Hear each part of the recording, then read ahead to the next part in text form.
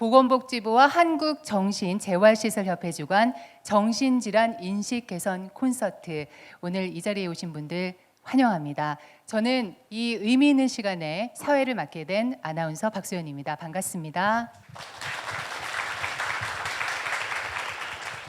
우리는 매일매일의 일상을 정말 치열하게 살아가고 있는데요. 이렇게 매일매일 너무 열심히, 너무 치열하게 살다 보니까 때로는 마음에 상처를 입기도 하고요.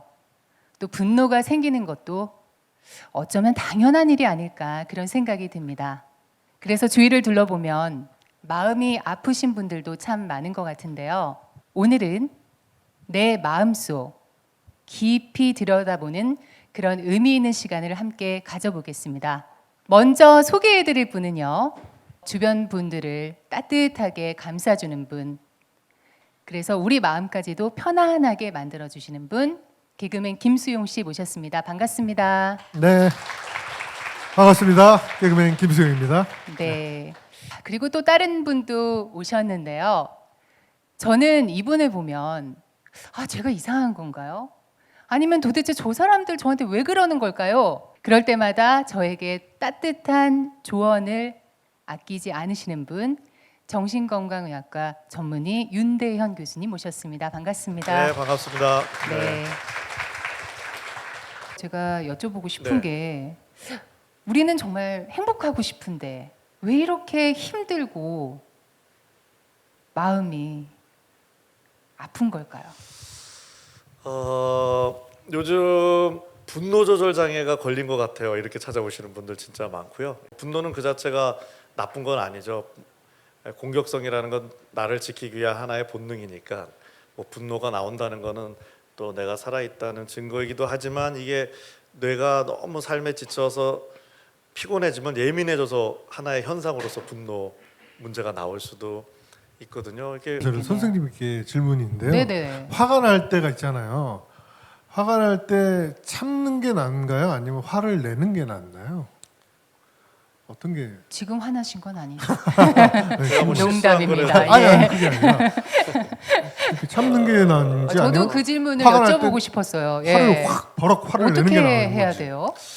그러니까 뭐 정답은 없는데 질문 많이 받거든요. 그래서 네. 이거는 뭐 그냥 저의 그냥 개인적인 생각인데, 보통 화가 난다면은 대상이 없는 경우도 있지만 대상이 있는 경우가 보통 많죠. 네. 화를 내는 누군가가 있는데, 참을 수 있다면 일단은 직접 화를 내는 걸 좀 참는 걸 권해 드리는데요. 왜냐하면 한 2, 3일만 참아보자는 거죠. 그 화낼 일이 아니었는데 이 화라는 게 여러 가지 이유로 날 수도 있거든요. 예를 들어서 배가 고파도 더 짜증이 잘 날 수 있거든요. 네. 제가 이제 제 아내한테 막 화가 났는데, 혹시나 해서 밥통에 있는 밥을 한 숟갈 먹었더니 뭐에 화가 나는지 까먹는 그런 경험을 하는 거는, 내가 이제 배가 고프니까 뇌가 그것 예민해져서, 때문에 예민해져서 그런 그런 거다. 걸 이제 화내면은 또 미안하다고 해야 되고 이제 그렇죠. 막 복잡해지죠. 그래서 또 시간이 지나면 또 이해도 되는 부분이 있기 때문에 일단은 참되 그냥 찍어 누르면 병이 되니까 뭐 내 나름대로의 운동이나 취미나 아니면 다른 친구한테 만나서 좀 속상한 일을 나눈다든지 해서 좀 가능하다면 하는 게 좋고, 제가 얄미운 좀 조언이지만, 화를 낼 저 같은 경우엔 저 사람한테 내가 화를 낼 가치가 있는지를 좀 생각해 봅니다. 그래서 별 가치도 없다면 오히려 화를 안 내는 게 더 복수일 수 있겠다. 그게 더 이득일 수 있겠다. 내가 화를 내면 상대방한테 면죄부가 될 수도 있거든요. 거봐, 너 화나 내는 이상한 사람이지. 근데 진짜 소중하다면 표현을 해야겠죠. 이제 그때는 감정적인 것보다는 좀 구체적인 게 좋죠. 예를 들어 이런 게 화내는 게 안 좋죠. 예를 들어 부부 사이에 뭐 너희 집안은 왜 그러냐, 넌 제대로 하는 게 하나도 없어, 너가 나중에 뭐가 될지 걱정된다, 이런 거는 이제 그런 인격 자체를 이렇게 하는 거는 공격은 되지만 관계 개선도 안 되고, 그렇죠. 듣는 사람이나 말하는 사람 다 안 좋아지기 때문에, 예를 들어서 뭐 직장 상사가 좀 구성원한테 얘기할 때 자네 이런 잘하는데 요것만 좀 바뀌었으면 좋겠는데, 뭐 이런 식의 게 훨씬 효과적이고 좋은 걸로 되어 있는데 쉽진 않다. 네. 자, 이렇게 보면은 구체적으로 내 마음을 들여다본 게 도대체 언제였나 싶은 생각이 많이 드는데요. 분노를 그냥 그대로 놔두다 보면은 나중에는 이게 또 분노 조절 장애까지 이를 수 있다고 하니까 마음을 잘 다스리는 일, 그런 일이 정말 쉽지 않은 일이라는 생각이 더더욱 듭니다. 자, 그리고 이번에는 더 나아가서요. 정신질환을 갖고 있는 사람들에 대한 시선에 대한 이야기를 좀 해볼까 합니다.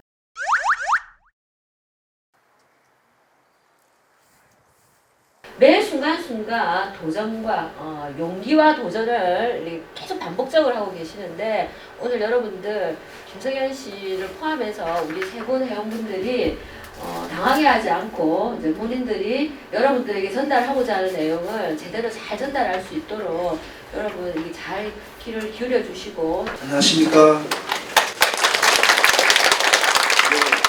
지역사회와 정치장애인이 함께 꿈꾸는 클로바스 공동체 소원 클로바스 소개를 맡은 김승현입니다. 여러분, 정신의료 기관에 입원하거나 정신요양 시설에 입소하지 아니한 정신질환자를 대상으로 사회복귀 촉진을 위한 재활의료 서비스를 제공하는 시설을 무엇이라 할까요? 맞습니다. 바로 맞추시나요? 오기 전에 내가 많이 불안했었거든요. 공황장애 걸려가지고 하고 못할 것 같았는데, 근데 막상 시간이 되고 나니까 또 좋아져가지고 다행히 꿈만 추스려서 잘 있고 좋았던 것 같아요. 연예인들 중에서도 공황장애, 불안장애 그런 사람 많잖아요. 그 사람들이 이제 멋지게 이겨내고 그런 뜻에서 하는 것 같습니다. 네가 뭘 잘못했는지 네가 더 잘 알 거야. 어린 시절 제 기억 속에는 어머니가 늘 해초를 들고 있었습니다. 삼남매의 장남, 위로는 누님이 한 분이 계셔 집안의 장남이었는데 어머니는 저를 이뻐하지 않았습니다. 우리나라에 몇 명 중 한 명꼴로 정신질환을 겪는지 아시나요? 바로 4명 중 1명입니다. 심지어 그 중에서 10명 중 1명 정도만 정신건강 문제로 전문가와 상의하고 있다고 합니다. 열심히 지역사회에서 함께 살아가고자 하는 정신장애인 당사자들의 바람과 달리 계속해서 일어나는 편견, 우리 정신장애인 당사자들은 그러한 편견을 이겨내기 위해 정신재활시설에서 다양한 활동을 하고 있습니다. 처음에는 성부터 하는 게 처음에는 마스크도 끼고 장갑도 끼고 그렇게 생활했었는데 그걸 벗었거든요. 한번 벗고는 큰 용기를 내고 벗었는데 생활을 해봤어요. 근데 이해로 이제 맞더라고요. 밝아졌죠. 예, 더 밝아졌죠. 자유롭고 더. 전에는 마스크 끼면 안 좋고 하잖아요. 어디 가서도 좀 고개를 좀 못 들고 다니는데 이제는 고개도 장당히 들고 특히 음식점 들어갈 때 마스크 끼고 들어갈 때랑 안 끼고 들어갈 때랑 틀리거든요. 대해주는 게. 그리고 호전도 될 수 있는 병이에요. 사실은 지역사회에서 너무나 열심히 살려고 하는 이런 정신질환자분들을 조금이나마 가까이 다가갈 수 있도록 정신질환자분들이 일상생활로 돌아갈 수 있도록 많은 훈련을 하고 있고요. 이 사람들이 일꾼으로 다시 태어날 수 있도록 지역 주민들도 함께 동참해 주시면 저희가 보다 많은 힘을 얻고 나아갈 수 있을 것 같습니다.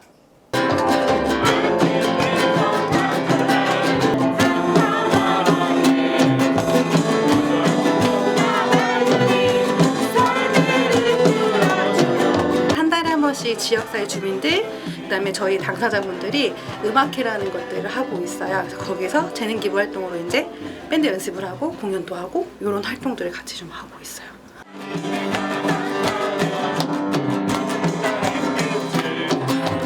TV 매체에서 나오는 부분들은 부정적인 부분들이 많은데 실제적으로는 전혀 그렇지가 않잖아요. 그리고 또 저희 회원분들도 문화를 즐길 줄 아시는 분들이시고 또 이분들이 다른 분들한테도 본인들의 재능을 통해서 이렇게 활동하시는 부분들도 있다라는 것들을 좀 알려주기 위해서.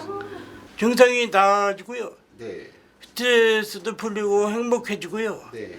해피니스하고 퍼니스트해지는데 대인관계도 좋아지고요.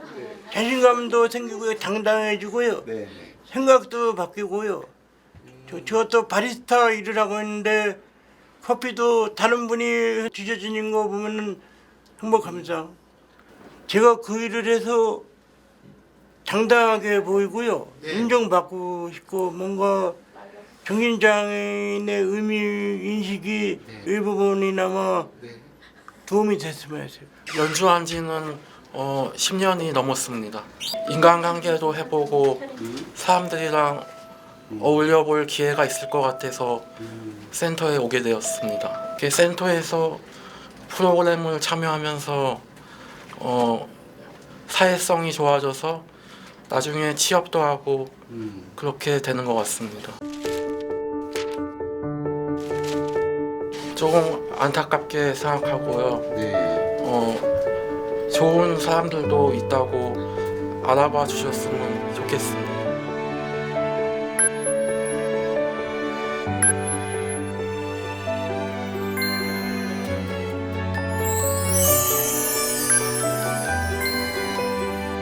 우리가 살아가는 데에서 지역에서 충분히 서로 성장하고 서로 도움이 될 수 있는 존재라고 생각을 합니다.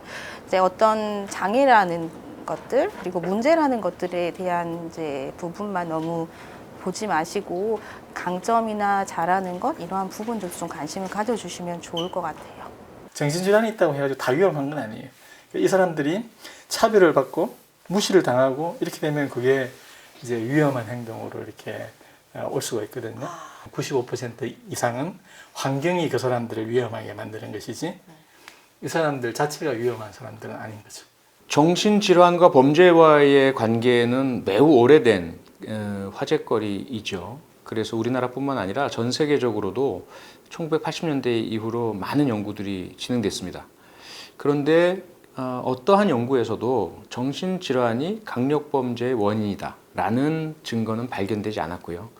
오히려 정신질환자 중에 강력범죄자 비율보다는 정신질환을 앓고 있지 않은 일반인 중에 강력범죄 비율이 훨씬 높았습니다. 1년에 1000에서 1200건의 살인사건이 발생하는데 그들 대부분은 언론에 잘 보도도 되지 않습니다. 그런데 만약에 정신질환을 앓고 있는 사람이 살인을 저질렀다라고 한다면 예외 없이 보도가 됩니다. 과연 정신질환 때문이냐, 위험하다, 잠재적인 범죄자가 아니냐, 정신질환자가 이러한 오래전부터 관심의 대상이다 보니까 언론은 이것을 많이 보도를 하게 되는 것이죠. 그래서 많은 분들이 자꾸 정신질환자에 의한 강력범죄가 발생할 때마다 그때마다 언론 보도를 접하시고 불안감을 느끼시고 사회적 대책에 대한 요구를 하고 계시게 되는 건데요. 당연히 두렵죠. 저도 두려워요. 만약에 제 옆집에 뭐 망상이 심해서 소리를 지르거나 뭐 지나갈 때마다 쏘아 본다거나 하면 당연히 두려울 수밖에 없죠. 그러니까 우리가 치료받지 않는 정신질환 혹은 관리되지 않는 정신질환에 대해서 두려워하는 건 저는 너무나 당연하다고 생각해요. 근데 우리가 계속 그렇게 놔두고 있다는 거죠. 우리가 그런 두려움의 대상이 된다면 그들이 정말로 정신과적인 뭐 약물이나 증상을 관리할 수 있도록 혹은 일상의 그런 어려움들이나 갈등들을 해결할 수 있도록 도와주는 것이 해결의 방향으로 가는 것이 맞다는 거죠. 미국의 정신건강 시스템이 굉장히 잘 되어 있는 지역에 가서 제가 깜짝 놀란 게 있어요. 첫 번째는 뭐냐면은 여전히 정신과적 증상이 남아있고 사회적 기능도 좀 잘 안 되시는, 그러니까 일상생활이 좀 어려우신데도 혼자서 독립적으로 자립적으로 너무나 잘 살고 계신 거에 이제 놀란 거죠. 또 두 번째로 놀란 거는 바로 그 붙어 있는 이웃에 작은 아이 둘을 키우는 젊은 부부가 이웃으로 너무나 잘 지내고 있는 거죠. 그래서 또 한 번 혹시나 옆집에 저렇게 건장한 남성의 정신질환이 있으신 분이 사는 것에 대해서 불편하거나 좀 두렵지 않을까 이런 생각을 했죠. 도움이 필요하거나 혹은 위기 상황이 오거나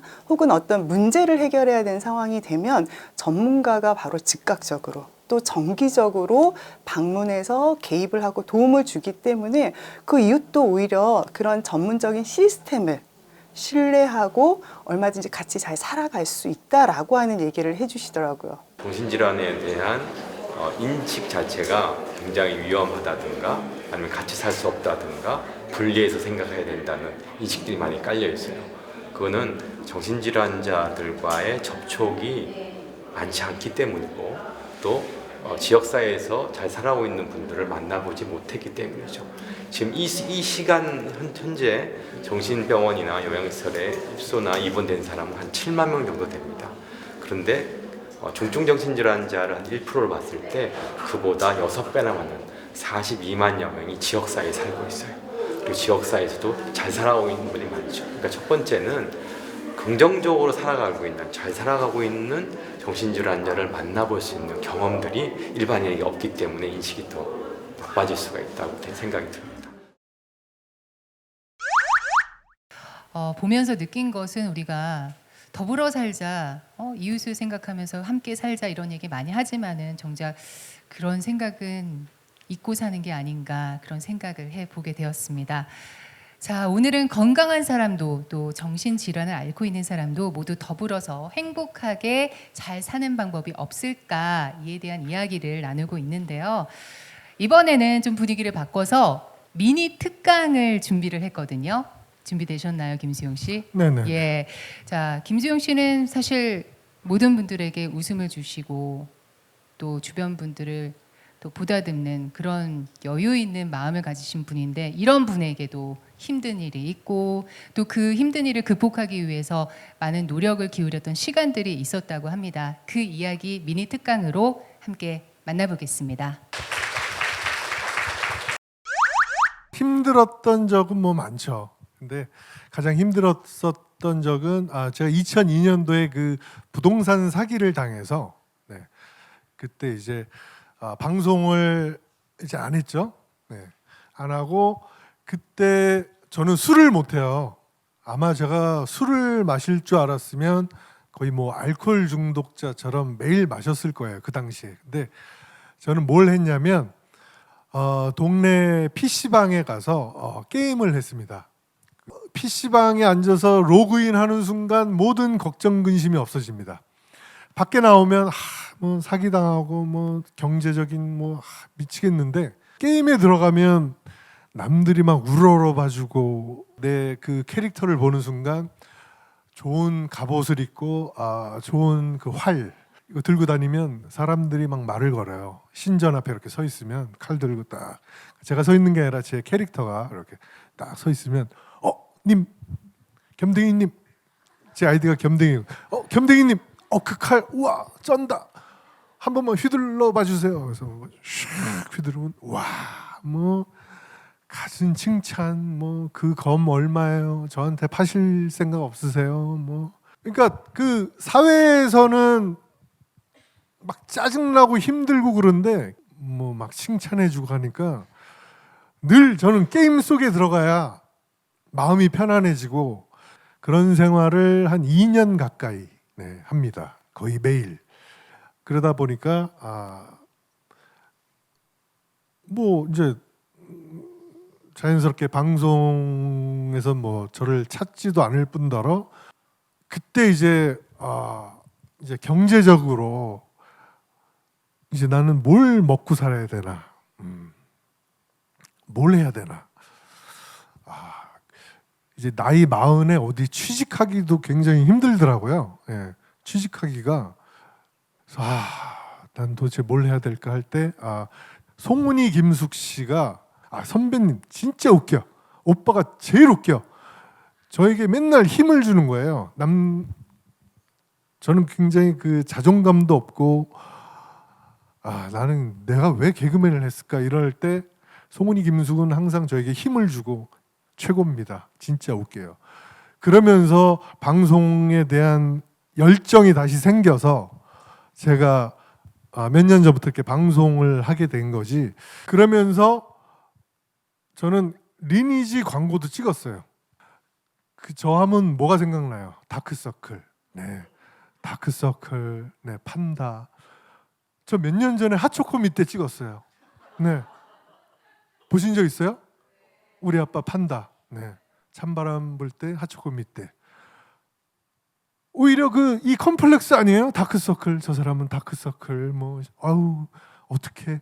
근데 오히려 저는 광고도 찍었습니다. 핫초코 밑에. 예전에는 되게 부정적인 사고가 많았어요. 난 안 돼. 그냥 우리 어릴 때 그 스머프 보면 투덜이 스머프라고 있어요. 늘 투덜거리는. 저는 뭐 먹을 때도 투덜거렸어요. 뭐 맛있는 걸 먹어도 아우 짜증나 이렇게 맛있어. 막 그 정도로 늘 투덜거려. 그러다가 요즘은 되게 뭐랄까 마음의 여유가 생겼다 그러나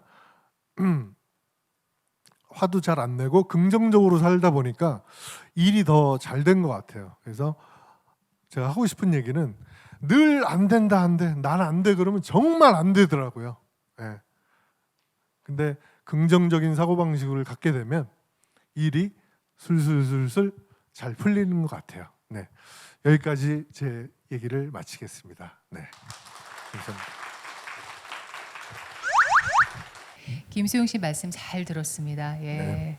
교수님 보시기에는 어떠셨어요? 우리 김수용 씨가 잘 극복한 셈인가요? 그 외상후 스트레스성 장애라는 질환명 한 번쯤은 들어보셨을 거예요. 네네. 요즘 트라우마 받았어 이런 얘기를 하는데 이제 뭔가 마음이 되게 괴로운 일이 생겼는데 이제 과거죠. 생겼으니까 외상후 스트레스. 그게 옛날에 안 좋았던 일이 계속 현재에 영향을 주다 보니 현재도 안 좋아지고 이제 미래도 안 좋아지는 건데요. 그 외상 후까지는 비슷한데 외상 후 성장이라는 단어가 있습니다. 그래서 이제 장애 쪽이 아니라 성장으로도 갈 수 있다는 네. 거죠. 거기에 굉장히 중요한 요소가 뭔가에 대한 설명이 뭐냐면 나에게 있는 그런 좀 어려운 거를 어떻게 받아들이냐가 중요하대요. 그러니까 나는 왜 이 모양이야 뭐 이런 게 아니라 이걸 그럴 수 있어 뭐 좋은 일이 생길 거야 뭐 이런 부분이 중요한데 지금 크게 위로를 줬던 게 그 어떤 리니지에서의 캐릭터 그 다음에 그 동료분들 네. 네. 두 분이 계속 말씀 주신 게 오빠 웃겨 뭐 그분들이 장난으로 그러진 않으셨을 것 같고요. 그럼요. 진짜 힘을 내라고 재밌으시니까. 예, 재밌으시니까. 이렇게 되게 독특한 캐릭터신 것 같아요. 이렇게 안 웃긴 것 같은데 엄청 웃기고 그게 오히려 힐링에 도움되는 개인 것 같아요. 이게 막 맞아요. 너무 재밌으면 혼이 빠져서 번아웃이 될 수 있는데 상당히 이 충전형 개그가 아닌가 이런 얘기했는데 그래서 결국 가상 현실이긴 하지만 우리가 현실이 너무 힘드니까 그 가상 속에서라도 위로를 받고 또 나중에 우리 손숙 씨, 송은희 씨가 또 현실에서 또 위로를 해주고 하시다 보니 지금 오히려 이제 다른 분들한테 위로를 줄 수 있는 네. 그렇게 가시지 않았나 싶어요. 손숙 씨 아니고 김숙 씨. 김손숙 씨. 손숙 씨는 손숙 씨 연세가 많으시죠. 순간 저도 영국 영국 그렇죠. 제 손숙 선생님을 얼마 전에 뵀더니 존경하시죠? 네, 예, 그렇습니다. 엄청 예, 자 이렇게 오늘 저희 앞에서 솔직하게 자기 이야기를 해주신 김수용 씨께 다시 한번 박수 보내드리면 어떨까요? 예, 감사합니다. 예, 지금까지 나누었던 이야기들을 어떻게 잘 활용해서 우리가 실생활에서 이거를 좀 접목시킬 수 있을까? 그 부분을 우리 윤대현 교수님의 미니 특강을 통해서 만나보시면 좋겠습니다. 함께 만나보시죠. 요즘 신경 쓸 일이 많잖아요. 그래서 이제 뇌가 지치는 일이 많고 그걸 이제 소진, 번아웃 그런 현상이 많아지다 보니 최근에 어떻게 좀 마음을 잘 충전할 수 있을까에 대한 뭐 연구 이런 방법들이 나오고 있는데요. 그래서 오늘 간단히 한 5분 정도 마음 충전 어떻게 하면 잘 할 수 있을지 팁처럼 좀 말씀드려 볼까 합니다. 그 전에 한 가지 제가 질문을 드려볼게요. 이 마음을 잘 관리하려면요, 마음을 좀 친구나 뭐 애인 뭐처럼 가족처럼 좀 하나의 인격체로 설정해 놓고 이렇게 관계를 갖는 게 좋은데요. 자, 내가 마음한테 이렇게 얘기하는 거는 마음 충전일까요? 아니면 우리가 마음을 어떻게 자꾸 해서 뭔가를 만들려는 소위 마인드 컨트롤, 마음 조정 쪽일까요? 자, 우리가 마음한테 열심히 살아, 최선을 다해, 더 긍정적으로 살자라고 마음한테 얘기하는 거는 마음 충전일까요? 마음 조정일까요? 네, 탁 들으면 좀 혼돈이 올 정도로 우리는 마음 조정을 주로 하고 살고 있는데요. 마음 조정은 나쁜 게 아닙니다. 우리가 좀 자유롭게 살고 좀 게으르게 살고 싶은 마음이 있어도 그렇게만 살면 안 되잖아요. 그래서 목표를 정해서 에너지를 확 태워서 달리게끔, 여기서 멈춰서는 안 돼, 달려 중요하죠. 문제는 너무 마인드 컨트롤 할 일이 많아지다 보니 이제 마음 충전도 중요한 건데요. 혹시 내 마음한테 이런 식으로 대화 나눠본 적 있으신가요? 마음아, 너 요즘 상태가 어떠니? 마음아, 내가 너한테 실수한 거 없니? 마음아, 내가 지금 뭘 해줘야 네가 행복하겠니? 뭐 이런 이야기 자체가 어색할 정도로 우린 계속 마음한테 뭘 계속 달라고만 하고 뺏으려고만 하면 요즘 많이 쓰는 못된 말로 우리는 마음한테 갑질을 한 건지도 모르겠죠. 그래서 마음 충전은 간단히 얘기하면 하루 10분이라도 내 마음을 친구야, 뭐 아니면 뭐 사랑하는 애인이야 이렇게 생각하면서, 아니면 사랑하는 자녀야 생각하면서 꼭 안아주는 시간을 갖는 거죠. 저한테 진료를 오시는 분들이 선생님 얘기할 게 많았는데 생각이 안 나요, 이런 얘기를 많이 하셔요. 저는 그 왜 그럴까 생각을 해봤는데요. 이런 것 같습니다. 아무리 바쁘셔도 저를 만나러 오는 순간에는 뭘 얘기할까 생각을 해야 되니까 자기 마음과 좀 데이트할 시간을 갖겠죠. 마음을 좀 들여다보겠죠. 내가 요즘 마음이 어떻지? 그 데이트하는 시간이 마음이 좋아서 좀 힐링이 되는 거예요. 그래서 남녀 관계랑 비슷합니다. 그래서 여친 입장에서 남친이 요즘 섭섭한 일이 많아서 내가 오늘 너 오면 불만을 다 얘기할 거야 잔뜩 준비했는데, 그날따라 남친이 뭐 선물도 준비하고 뭐 맛있는 것도 많이 사주는 순간 내가 뭘 얘기하려고 그런지를 까먹는 거 비슷하게, 힐링은 조금 다르게 진짜 문제를 해결하는 게 아니라 관심만 가져줘도 해결이 되는 측면이 있죠. 그래서 마음 충전의 중요한 부분은 내가 내 마음한테 하루 10분이라도 너 요즘 어떠니 물어보는 거에서 시작이 되는데요. 우리 얼굴 생김새가 50억 인구가 다 다른 게 너무 신기하지 않으세요? 그런 것처럼 우리 마음도 생김새가 다 다르다고 합니다. 그래서 내 마음이 좋아하는 것도 다 다르대요. 우리가 잘할 수 있는 일의 영역, 적성도 다 다른 것처럼 마음을 잘 행복하게 해주려면 내 마음은 뭐의 행복을 느끼는지를 잘 찾는 게 중요하고요. 그걸 잘 찾으신 분들 얘기가 자기가 그걸 좋아할지 몰랐던 분들이 너무 많습니다. 불면 불안증으로 저한테 약물 치료를 받고 계신 기혼 여성이 계셨는데요. 증상이 더 안 좋아져서 오셨어요. 얘기를 들어봤더니 남편이 주말 농장이 로망이었는데 드디어 친구들과 땅을 마련해서 이제 농사를 지으러 내려가기로 했다는 거예요. 주말에만. 근데 이 여자분은 도시를 사랑하는 분이어서 너무 싫다는 거예요. 그래가지고 제가 약을 증량했죠. 잠을 못 주무시니. 2주 후에 오셨는데 막상 땅이 좋아서 내려간 남편은 땅을 만지는 순간 도시로 가야겠다는 생각이 들었고요. 억지로 끌려 내려간 아내분은 흙을 만지는 순간 이게 내 인생이다. 전원주택을 짓고 내려가 살까? 약도 다 끊고 오셨어요. 그래서 이 정도로 우리가 좀 의외의 것이 있을 수 있어서 찾는 게 필요한데, 그래도 크게 어떤 거라면 충전이 잘 되나 봤더니 일단 좀 제일 쉬운 게 자연 문화와 만나는 거라고 합니다. 어떻게 자연 문화와 만나면 충전이 될까 좀 말씀드려보면, 우리 지금 선생님들은 다 영화 주인공이세요. 내 인생이란 이름의 영화를 찍고 있는데, 영화 주인공이 언제 자기 영화를 볼 수 있을까요? 영화 찍을 땐 힘들겠죠. 시사회 때 관객의 입장에서 볼 때 자기 영화를 볼 수 있는 것처럼 우리도 바쁘게 살지만 잠깐씩이라도 내 인생을 이란 영화를 관객으로 보는 그 순간을 갖는 게 되게 중요하다고 합니다. 그때 확 충전이 일어난대요.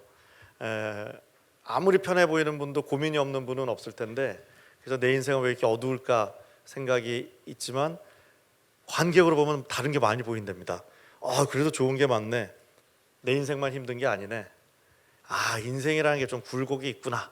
이걸 이제 진심으로 생각하는 사람을 우리가 도사라고 하죠. 그러니까 자연 문화를 잘 만나야 힐링이 되는데, 하면 될 것 같은데 이 통계청 통계를 보면 여가 시간에 아무것도 안 한다가 90%, 취미는 2.7%밖에 안 되는 상황이죠. 그래서 이거를 이런 저희 같은 사람들이 어떻게 설명하냐면, 단순화시키면 뇌 안에 일하는 회사랑 충전하는 회사가 있는데, 너무 일만 해서 충전을 하려고 그러면 일하는 회사가 싫어한대요.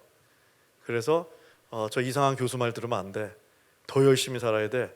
지금 대충 살면 더 낙오가 될 거야. 뭐 이런 식의 자꾸 자극을 줘서 잘 못하게 한다는 거죠. 그래서 이제 잘 마음 충전을 일으키려면요, 뭘 좋아하는지도 알아야 되고, 그걸 찾으려고 시간을 내려면 요즘 거의 용기가 필요하다고 하고, 자주 해줘서 그 민감도를 유지하는 게 좋다고 합니다. 그래서 작은 실천이 마음이 건강하면 이제 몸까지 건강해질 수 있는데요. 우리 마음에는 사랑받고 싶은 욕구도 있지만 줄 때 되게 기쁜 욕구도 있거든요. 이기적인 행동만 아니라 이제 이타적인 행동도 있는 건데, 그거를 이제 설명할 때 헬퍼스 하이라고 합니다. 도와주는 사람의 기쁨. 나이가 들어서도 계속 타인에 대한 배려를 많이 하는 사람이 본인이 복을 받아서 우울증도 적고 몸도 건강하다, 이런 이야기를 하죠. 정신적으로 불편하신 분들의 뭐 극단적인 예지만 어떤 사회적으로 문제가 된 행동을 했을 때 그 순간 우리가 좀 격리시켜 주세요, 떨어지고 싶어요 하는 거는 그게 바로 자유죠. 내가 소중하니까 나의 사적 공간을 지켜달라고 하는 거지만, 그런 식으로 우리가 또 다 분리가 돼 버리면 사실은 개인화는 좋은 거지만 그렇게 우리가 다 분리를 시키면 우리는 언젠가는 다 기능이 떨어지는 장애를 경험하게 됩니다. 우리도 언젠가는 나도 아플 수 있고 다 우리는 조금씩 그런 거를 경험하기 때문에 우리 마음이 불편하신 분들에 대해서 우리가 더 마음을 열고 또 함께 해주고 공감해주는 일을 할 때 그분들도 도움받고, 그렇게 공감하는 우리들도 더 행복해지지 않을까 싶습니다. 고맙습니다. 네, 오늘 교수님 미니 특강 들으면서 뭐 저뿐만이 아니라 김수용 씨도 그렇고 여기 계신 분들도 마음 충전이 되는 시간이 되셨을 것 같아요. 좋은 말씀 주신 교수님 다시 한번 감사드립니다. 박수 보내주세요. 네, 감사합니다. 네. 오늘 함께한 김수용 씨 어떠셨어요? 네, 저는 아까 그 윤대현 선생님의 네, 그 영화 주인공. 영화 주인공. 네, 그래서 저는 제 인생을 이제 해피엔딩을 가기 위해서 열심히 영화를 찍겠습니다. 제 영화를. 네, 해피엔딩. 네. 게임 영화는 아닌 거죠? 아니죠. 예, 알겠습니다. 저희가 뭐 앞에서도 계속 이야기를 하고 있지만 더불어 살자 하면서도 사실은 좀 마음이 아픈 분들에 대한 시선이 좀 불안하고 또 좀 다르게 보는 면들이 많았던 것 같아요. 오늘 계기로 해서 그런 시선들을, 그런 인식들을 조금 바꾸는 계기가 됐으면 하는 그런 바람을 보태보겠습니다. 자, 오늘 함께해 주신 두 분 감사드리고요. 네, 그리고 또 여기 계신 모든 분들께 다시 한번 감사의 말씀 전하겠습니다. 4명 중 1명이 한 번쯤은 앓게 된다는 정신질환. 이에 대해서 이제 선을 긋고 바라보는 그런 인식은 조금 바꿔야 될 때가 아닌가, 그런 생각을 마지막으로 해봅니다. 보건복지부와 한국정신재활시설협회에서 주관하는 토크 콘서트 여기서 마치겠습니다. 저는 지금까지 박수연이었습니다. 감사합니다. 우리나라 국민들이 가지고 있는 막연한 불안감들은 사실적으로 팩트가 아니에요. 그냥 몇몇 사건에 의해서 더 사람들이 인식하게 된 거죠. 통계적으로는 정신질환 있는 분들이 범죄율이 높다는 통계는 아무것도 없어요. 그런데 그러한 문제가 부각되는 거예요. 그래서 오히려 사회적으로 이분들을 고립을 시키고, 또 이분들이 지역에서 나올 수 있는 활동할 수 없게 만들고, 직업을 가지지 못하도록 법에서 만들어 놓고, 뭐 복지관들이나 노인복지관이나 청소년 쉼터나 이런 것들을 이용하지 못하게 만드는 제도들을 바꿔가야지 이분들이 긍정적으로 살아가시는 기회가 많아지죠. 실제 경험해 보시면은 크게 차이가 없구나, 그냥 조금 마음이 조금 힘들 뿐이지 뭐 그렇게 위험하거나 그런 분들은 아니구나라는 거를 같이, 그러니까 지역사회에서 시설이 있는 것처럼 그 지역 주민들과 소통을 하고 함께 할 수 있는 그런 자리들을 많이 가지고 한다고 하면은 충분히 그런 불안감이라든가 그런 부분들은 차차 해소가 될 거라고 저는 생각이 듭니다. 이들은 약자 이렇게 생각을 했던 것이 내가 같이 가고 항상 저도 하나의 사람으로서 그들하고 같이 생활할 수 있고 도움을 받을 수 있는 사람이구나, 같이 성숙하고 성장할 수 있겠구나라는 생각을 갖게 되면서 정신보건을 시작하게 된 것 같습니다.